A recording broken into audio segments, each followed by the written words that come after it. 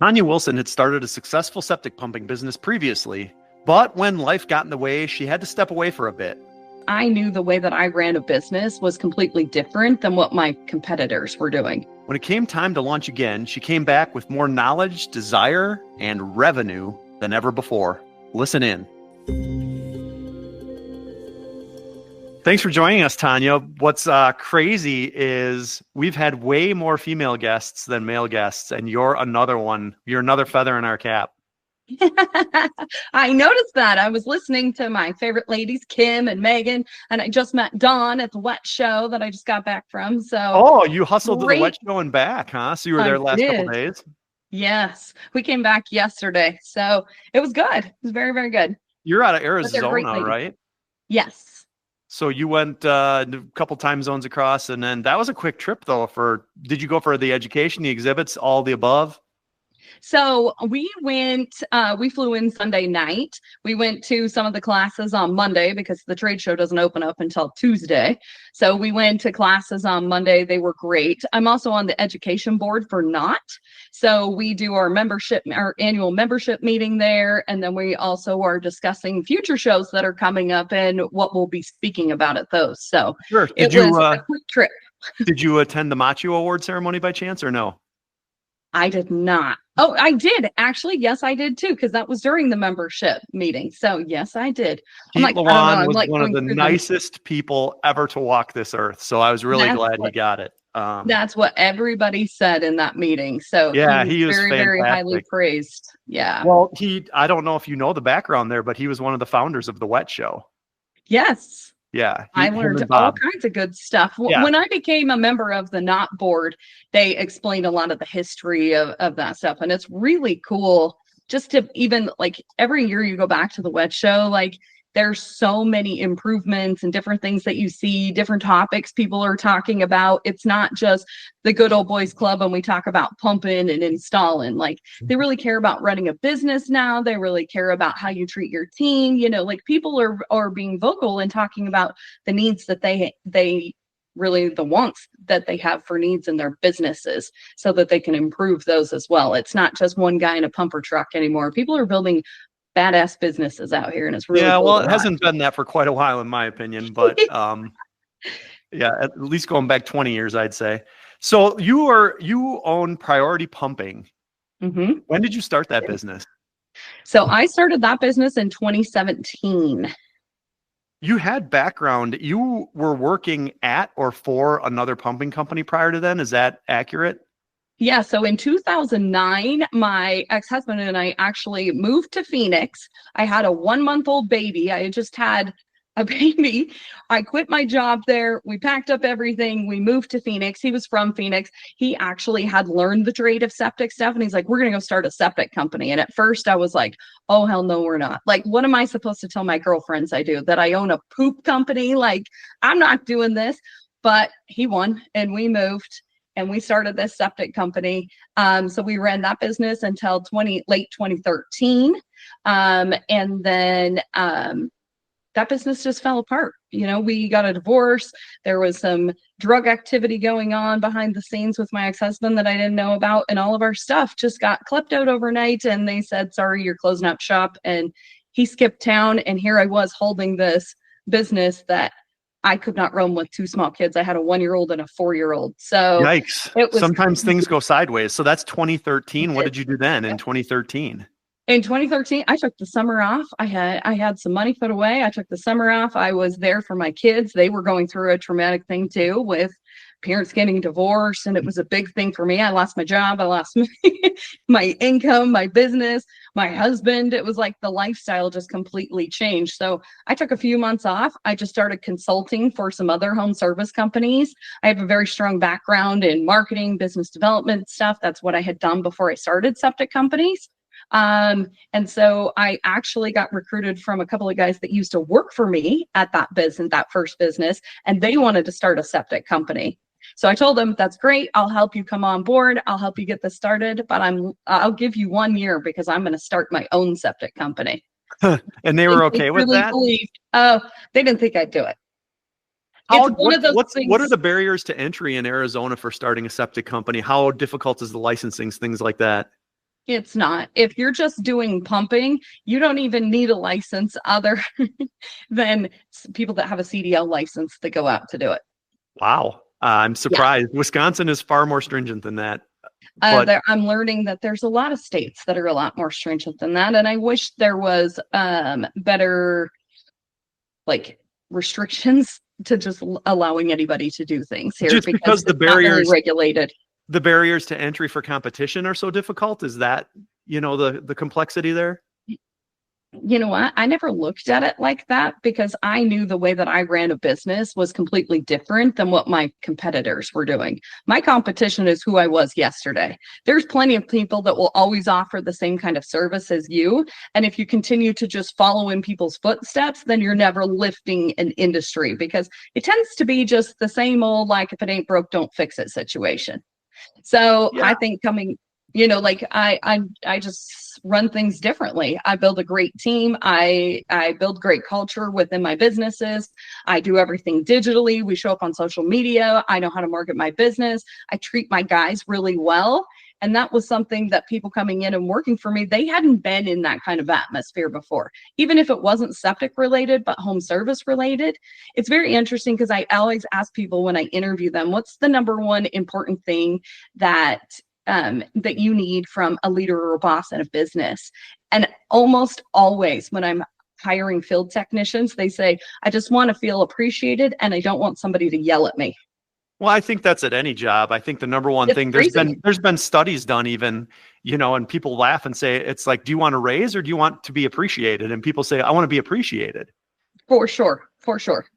Well, let's go backward here a little bit. So 2013, 2014, you do some consulting work for some other people you worked with to get their septic pumping business going. You didn't start till 2017. There's still a couple of years there. Were you still deciding is this something I want to do, or were you kind of getting your game plan together? How does this all come to fruition? So I did consulting actually for a couple of years. I didn't go to work for them until it was late 2015 when we actually started that business, because they were kind of getting their stuff together too. So worked with them for a year. Then I started what originally my business now originally was called TKS Contracting. And when we started that, we were actually just doing septic installs. I wasn't doing pumping because there was this huge lack of installer contractors here in the East Phoenix Valley area. So that was a big jump into kind of something different than I hadn't even done at my previous septic companies, because we didn't just do installs. We did a little bit of installs, but not a lot. Pause a little bit here. I have lots of questions. Okay. You started by just doing installs, and you also said we. Define we, and then the same question applies is what type of licensing is there for installation? Sure. So I had two business partners when I originally started this current business that I run. One was a financial backer. One was actually another employee that had worked for me in a previous business. We recruited him and got him to come in, and he was actually doing the field work. So we started he got in Arizona, in order to do installs, you do have to have a contractor's license to do those installs. So he was already a plumber by trade. He went and took the licensure. He was the license holder, and we went to work doing installs. You had two key components right off the bat then. You had somebody who held the license to be able to do the physical work. And secondly, you had some financial backing. With those two elements in place, I would assume those are the two most important elements of getting this rolling. I don't think they're the two most important. Obviously, you need somebody to help you get a piece of equipment, whether that's a person or a loan. I decided to go with a friend that was willing to invest in the business. He'd actually invested in the business that I had with my ex-husband too, so he knew what I was capable of building. So what is the most important element when you're trying to get something like this rolling? I think that you've got to be really good at marketing and branding your business, because if people don't know who you are, it doesn't really matter if you got people to go out there and do the work. You got to be found somewhere. And that's something that I work really, really hard with these businesses, is being able to stand out and be found. When you're doing a brand new startup like that, how do you attack the marketing right off the bat? Because you're starting fresh. Nobody knows who you are, to your point. What is your strategy on something like that when you're starting from ground zero?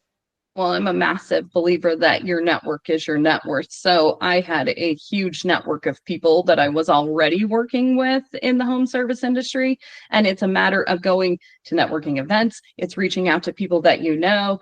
It's learning how to do free PR for your company. That's getting on the news. That's getting in newspapers. That's getting magazine stories. That's A getting podcast. social media. I started a podcast. I went on a lot of podcasts. So things like that that you can do to market yourself. It's not just I took out a Google ad and then I started doing business. You've got to hit it from a lot of different facets in today's world, because we're advertising to 80, 90-year-olds that have septic systems that don't use anything digitally. And then we've got newer homeowners in their 20s that they don't do anything but digital. So it's been a really interesting way of learning how to brand a business and how to show up in a consistent manner across a lot of different channels.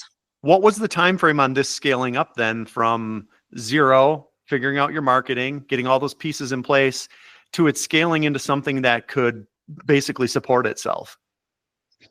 Oh, so we started 2017. We started actually working in July. We did about $200,000 that from July till the end of 2017. Okay.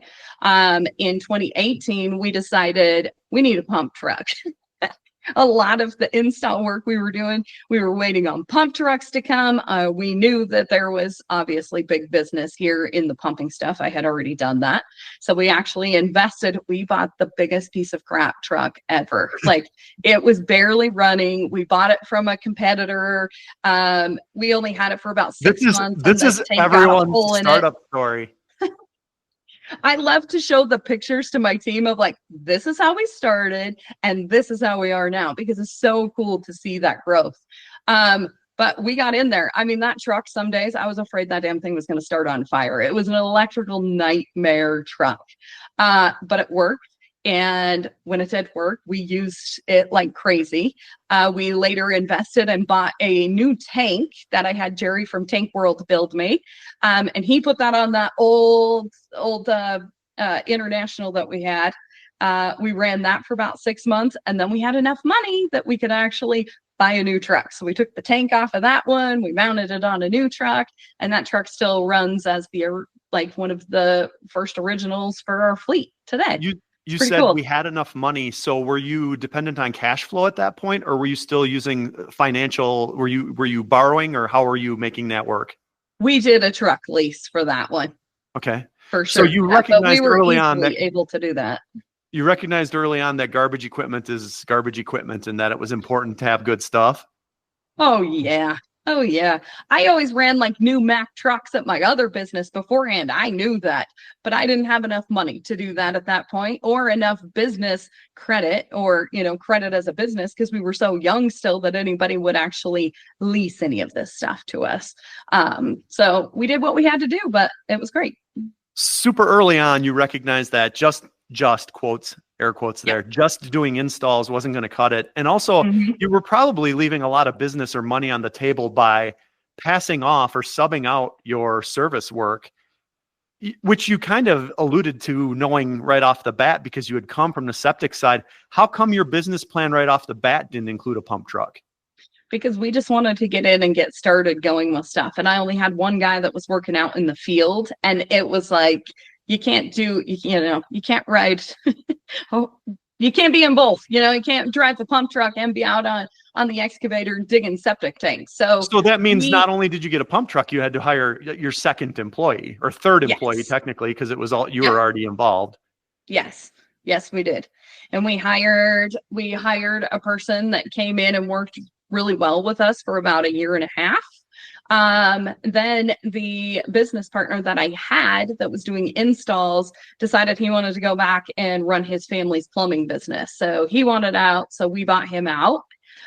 Me and the other remaining business partner bought him out.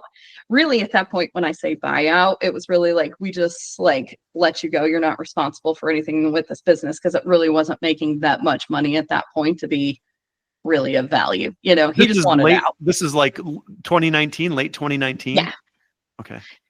So then right after that, so then we had the pump truck driver. He was doing stuff. We kind of started leaning more into the pumping side of stuff too, because my installer now is gone. So that's when we decided to get that other pump truck, the new truck that we mounted the tank on. We started going really well with that. The person that I had driving the pump truck actually had come to me from California doing installs. So pumping was kind of like he had done both there, but installs was really his passion. So what we ended up doing was I hired somebody to run the pump truck, and then that person that was working for me then went over to installs and started working installs. So we kind of like flip-flop back and forth, like, are we going to be really pumping? Are we really going to be doing installs? But also there was only me in the office. So I'm taking all the phone calls. I'm doing all the paperwork. We're doing lots of home sale inspections, lots of paperwork with those. And it was just like, we weren't focusing enough on really building relationships with contractors and people that we knew in the industry that were putting in new septic systems or advertising for replacement systems. So we kind of let that go a little bit. And just started focusing on the pumping. When the pumping would turn up, say, a home inspection, like the tank needs to be replaced, obviously we give them an estimate for that. We could go in and actually do that work. But we weren't just outright advertising just for the installs itself at that point. So it was, the pumping was generating business for the install side. You made it sound like you said we were trying to decide if we were going to do pumping or going to do installs. Was it something like we don't want to do both? Are you still doing both? What was you threw me off a little bit on that. I got confused. Sure. I have owned a business before this, right? I had helped start the other business. The other business had a lot of family members in it. There's always like that hesitation at the beginning of starting a business of like, I'm going to hire somebody and they're actually going to come in and do the things that we need to have them do. It was also an extremely interesting time during that time period of hiring labor work. We'd get people like interested in coming in and working on the pump truck. I always make people come in and do a ride along with the guys before, if we're considering hiring them. We pay them, but they got to come in and work for a half a day and see if this really is the job they want to do. Because sitting in a chair, everybody's like, oh yeah, piece of cake, I can do that. That's rarely the case. It ends up happening with it. Or they come in and do it for 2 weeks and then they're gone again. So we were in that hiring cusp of like, we'd hire somebody to come in and help us with stuff. And then I don't know if they like just ran off, they died, they quit. I don't know. Like people would just not show back up to work. It was a crazy time. So we were trying, like we had one pump truck driver. We had somebody that was working in the field. If we didn't have an install, he was working with the pump truck driver. So we were kind of shuffling people around in the field during that time because we just had crazy, chaotic hiring time. Well, part of this is just it's still a relatively new business. These are just growing pains that a lot of businesses have early on. Sure. It's not like it was really anything. To me, that is just growing the business. Sure.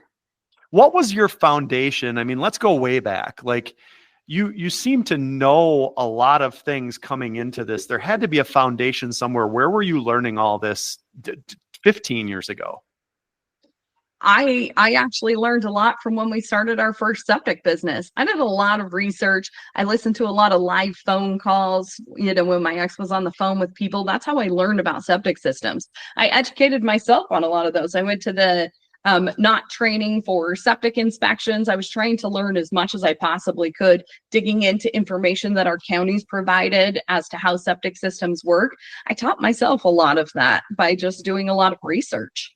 So not even so much the septic, I mean, just the business element of it, but you're basically telling me you went to the School of Hard Knocks and learned from your mistakes and your triumphs. Is that a fair statement? I mean, I have a business degree too. I was actually a marketing manager at a local hospital. I had worked for nonprofits before. I actually worked for Anheuser-Busch doing marketing for many years. That was the root of my question. Now you're getting to what I was asking. So there was a foundation somewhere where you had learned from, in this case, some much larger companies, Anheuser-Busch, a hospital. Sure. They were giving you some of the skills that you were able to parlay into this. Is that a fair statement? Sure, absolutely. Yeah. Okay. Now I guess let's move back forward again. You're kind of figuring things out in 2019, 2020, and you're doing septic installs and pumping and inspections. I am. Yes. What does the growth look like over then from 2020 to current? So from 2020, in 2021, we had our first $1 million year. This year we just did 2 million, just about $2.2 million this year. What's the breakdown on that between installs and pumping? Last year pumping was 65% of it and installs was 35. 35. Yep. So it's basically 2/3, 1/3. Yep. Do you see, is that just the nature of the market you're in, or that's just the choice you take, or that's just kind of the norm in your area? It kind of shifts. The year before that, we were 50-50. It was a very interesting year in 2024. It was like some of the bigger projects or people were like, I want to add on to my house. And then, it's election year. Things are always a little bit weird. People didn't know if they wanted to spend and build or if they didn't want to, and the interest rates. And like, there was so much that played into that last year that I think kind of lowered the numbers a little bit with things. But this year is already off to a rocking start. This year in 2025, we're already up 65% from where we were at this point last year. So we carried that pretty much all the way through. We ended up being up about 44% at the end of last year from where we were before, revenue wise. But what we've learned with growing the business is how to actually grade that top line revenue number. Is so glamorous for everyone. They want to say, hey, I have a 7-figure business, or I made 2 million, or I made 3 million. How much of that did you get to keep though? Right, because at the end of the day, that's the important part. And at the end of this year, like the year before that, we had bought equipment. We'd had some bad turnover situation that we were having a hard time hiring for. We bought a crappy piece of equipment. And we just our net profit at the end of this last year was 300% better than it was the year before. What do you attribute that to? Really paying attention to my financials. This is something like you have to pay attention. So many times you just get busier and busier and busier. So the money coming in kind of covers what the problems are until the end of the year. And you're like, holy crap. Like I made all this money. Where did it go? And I had a bookkeeper that I was entrusting a lot of things to, and I wasn't paying attention to it. At the end of the day, I was like, oh, we got money. We're ready to go. It was a huge year of growth and paying attention to business financials for me last year. And it made a massive difference for my company. In this business, what it all boils down to, in my opinion, is are you charging properly? Because to just increase your profitability by 300%, you can't really save on diesel fuel. You can't really save on your employee expenses. You can't really save on the materials you're putting in the ground for a septic system. My opinion, and I want you to correct me if I'm wrong, but were you not charging properly? We've been charging the same all the way through there. We eliminated a lot of things that a lot of debt that we had. So we worked really hard on a lot of stuff there. We also eliminated a lot of just like the extra fluff stuff that we had. We didn't realize like how much money we were actually paying and like, oh, we need this to be electronic and this to be electronic. And by the end of the day, like you look at your technology stack and you're like, holy hell, we're paying $4,000, $5,000 a month for technology fees. Software as a service fees. How can we go back and rein some of this in? I also offer insurance benefits to my team. We went back and redid some of that stuff to be able to get better rates on things, which also created more opportunity to now offer them investment opportunities, a 401k or things that they can save for their retirement in their future. So we just actually dialed it in a lot. We actually had too many employees. So we really dialed in who was doing what and defined a lot more roles at our business, which also ultimately ended up saving us a lot of money as well. So you cut some expenses, eliminated some debt, and that's made you far more profitable. Well, Yeah. I guess we haven't talked about what currently do you look like as far as from an employee side of things? How many people are you currently employing? So we have 10 right now. Including yourself. That span across that. Yep. Including myself. Yep. And my husband also works in the business too. When you essentially are 10 times larger than you were that first year, although that first year was a partial year. You said July through the end, you were 200,000 in sales. Right now you're over 2 million last year. So that's 10 times larger. And you do have roughly 10 times as many employees. You went from 1 or 2 to 10.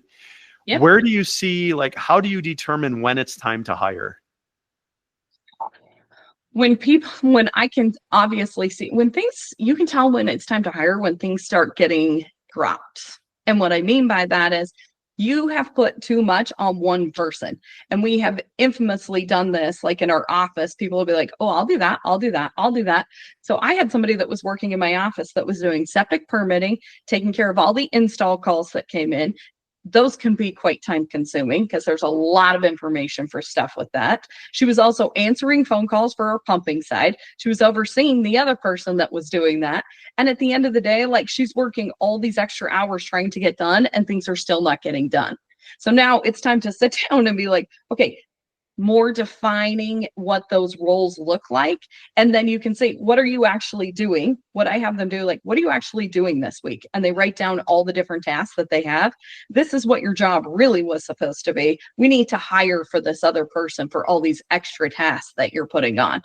So I think office help. Sometimes we tend to be like, oh, we have an office manager and she does everything. She or he does everything. Doing everything is not doing anything well. Yeah, I don't disagree with that. And sometimes, and that's at no fault of theirs, really. I mean, that's where, as managers and owners, we have to step up and recognize that, you can't just keep pushing this stuff downhill, so to speak, Sure. and, without paying attention. Absolutely. And you don't want to burn people out either. This industry can become grueling because you can be working. I mean, a 10-hour day is like an easy day for these guys that are working out in the fields. And if the guys are out working in the field, there's someone office wise that is providing some support because there's still communication coming in from customers and we're still talking to people. So what we don't want to do is burn them out. And that's what I see a lot of with people that are in this women's group that I have, is that they say, oh, I have one person that does this, but she's just so burnout. Like, people use the word burnout all the time.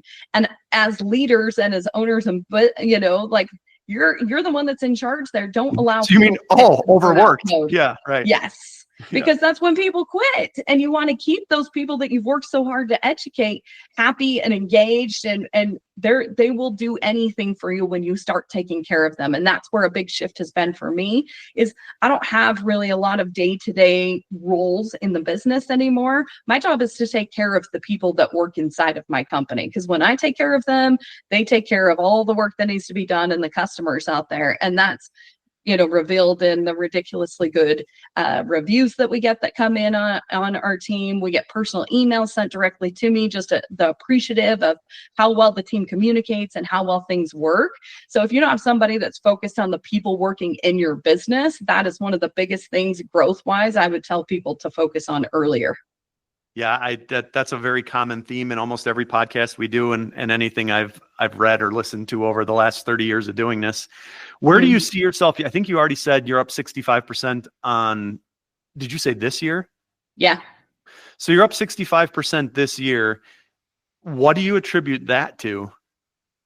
After the election?